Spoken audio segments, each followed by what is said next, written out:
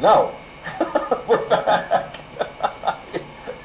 All right, we are back with our guest today, Captain Crazy Lacy, who actually, I guess I could proudly say I recruited him from my post to the Daily Press. That's true.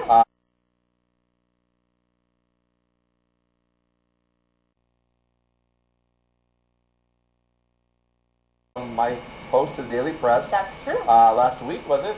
Yes. In regards to the deputy versus skater video, and I posted my opinion, and I also invited people to come and watch our show because we were going to talk about it, and Captain came over and joined us, and the rest is history. He's now a proud member of High Desert Edge, and I am Zairi.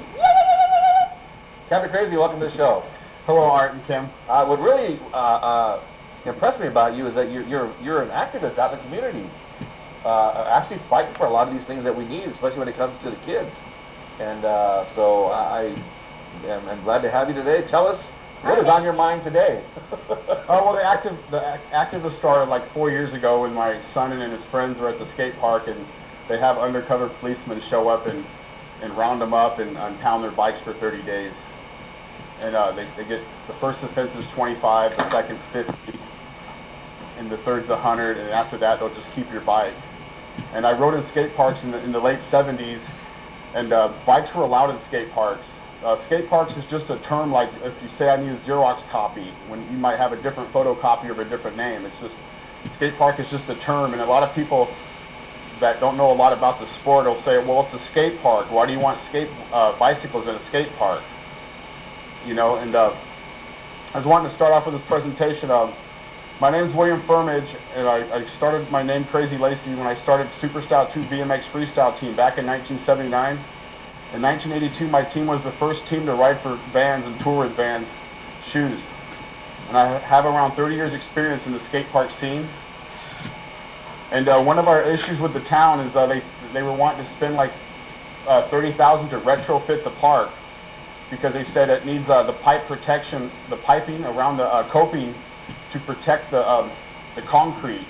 So I went into the, I don't know if you guys can see this, but I went into the park, I went to the town council meeting and showed them that the areas of our skate park that they're saying the bike pegs, when the bikes go up like this and their pegs land, they say it'll hurt the concrete. But the areas in the park that need the pipe for that purpose is already installed in the park. So we feel like that's just a stall tactic to keep the bikes out of there. And so retrofitting is really not necessary. At first they put $30,000 aside to do this, but then they got estimates and they said it's like $130,000. And if you see how big this Apple Valley skate park is, you look at that much money and say that that's just another stall tactic. And yeah, this is the coping I'm talking about. In the middle of the park there's a spine in Apple Valley, and this part right here across the top has metal on it already. And there's other areas in the park that doesn't have the metal around it, but it's not an area where a kid would go up and put his pegs on there like so. So the areas that they would actually put their pegs on there has the coping already. You know, so we feel that they just need to alternate the days. Like down in Harupa at the skate park, they have odd and even days of the month. And so we feel they need to alternate the days, or at least give the bikers like a couple days of the week, like Tuesdays and Thursdays or something like that. And you know, another alternative would be to draw a line down the middle of the skate park, and then every hour put the bikers on one side, the skaters on the other side, and then every hour, you know, they could switch on their own back and forth between the two sides so they're not running in and colliding with one another. Here's a skateboard if you guys want to see it. You know, I just brought these little things, you know, so you could like see, you know, they could draw a line down the middle, you know, and just switch sides back and forth. And that's how they do it in Phelan. There's a church out in Phelan on Sheep Creek Road that has a skate park they built for the youth because they've seen the need for it. And they put someone in charge that sells sodas and make sure the kids obey the rules and all. And I keep telling the town too, they ought to put someone in charge to make sure these kids wear their equipment so no kid will go in there and like bust his head open. Right. Because I told them I don't care how good a kid's upbringing was at home, if there's no adult in charge, they're not going to abide by the rules. If you go by there on any given day, there'll be like 40 kids in there and only like 2 with helmets on. And I've told this to the town council on several occasions. You wouldn't let a kid, you know, swim in a swimming pool without a lifeguard on duty. You know, we're talking about kids playing on concrete, not diving into a pool of water. Right. So, you know, that's why we feel the need for a lifeguard. And at one time they said they were going to do that and charge $2 to get in, and we said, you know, that's fine. But then after a few months, they go, we're just going to leave it the same, and the rules stay the same, and nothing changes. And, you know, in the X Games, when you see these sports in the X Games, use these ramps and bowls. On one session, the bikers will be doing their little thing, and then on the other part of the show, the skaters will be doing their thing on the same terrain. You know, and another point I wanted to make, too, was if you were to build in Desert Hot Springs right now, they just built a skate park. It's only for bikers. It says no skateboards allowed, but the skaters come in and use it. And I feel like they ought to be able to use it, just like the bikers ought to be able to come in and use the skate park. So they need to learn to share this equipment.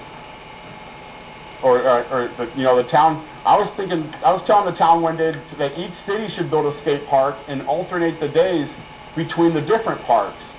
So, for instance, Victorville will let bikes in on bike day, and then Apple Valley will have skater day, and then the next day it'll be the opposite. So a kid can go to any one of these parks and rotate between the days to ride. And I think that would be the best solution for every town, like Hesperia, you know, all the different towns up here. Do you actually want the towns to communicate with one another?